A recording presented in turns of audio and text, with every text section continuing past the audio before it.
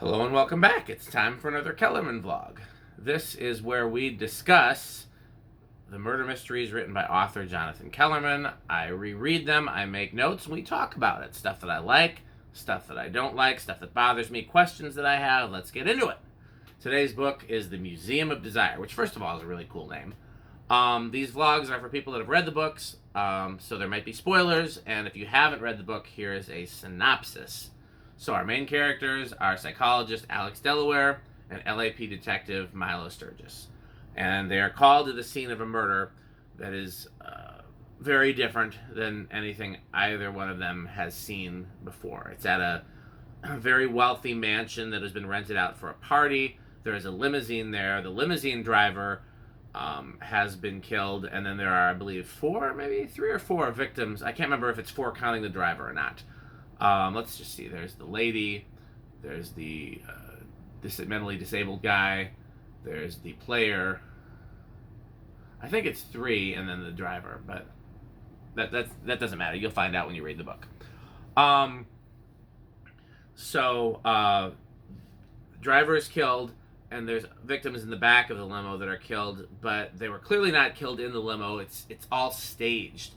And it's staged as almost like it's an art display, and there's blood everywhere, but it's not their blood, and so it's almost like it's meant to look like some sort of artistic creation made from murder victims. It's and it very much throws Milo and Alex for a loop because they've never seen anything like it before, and so you have four,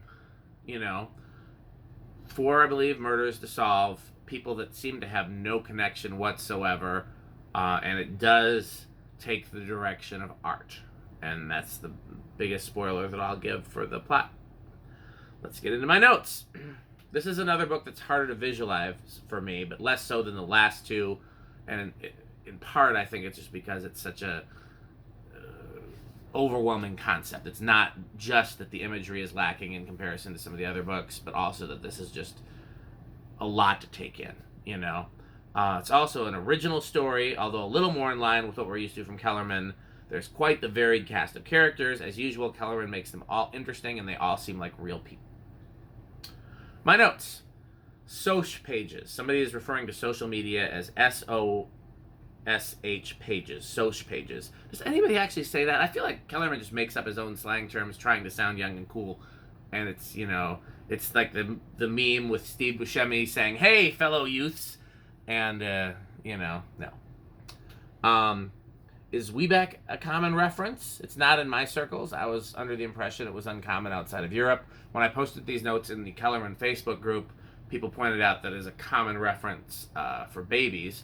I don't remember it from when my daughter was a baby, but that was many years ago. So there you have it. I believe the reference in the book makes sense for babies. Speaking of references, the references to HENNA are back. I went off on a rant about that. It's my Kellerman does not understand black people rant.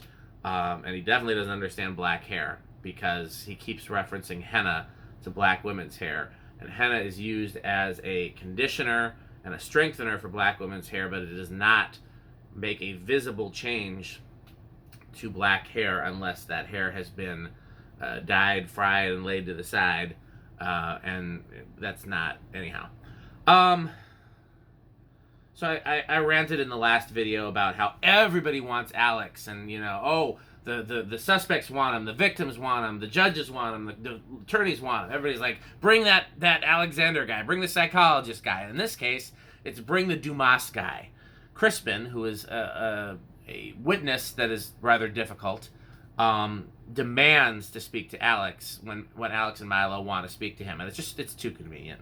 Alex is great, but he's not that desirable that every single person that crosses paths with him wants him, and it's too much. But yeah, Crispin demands the Dumas guy, and it's just okay. So, big note here. Am I stupid? What happened to Medina? I feel like it's not clear, but it has to be clear. Like, it has to be. I went back, because I read on Kindle, and I searched my Kindle for Medina, and I can't figure out what happened to her. I mean, we assume what happened to her. if it's made clear I missed it, somebody tell me, please. Okay, those are my notes for this book. Next up is Serpentine, which I have only read once or twice, so it's going to be very interesting to make notes on a book that I'm less familiar with. And I think after that is City of the Dead, which is a brand new book, so I'll be making notes on a book that I've only read once. So this is very exciting. Please keep watching, like, comment, subscribe, all those things.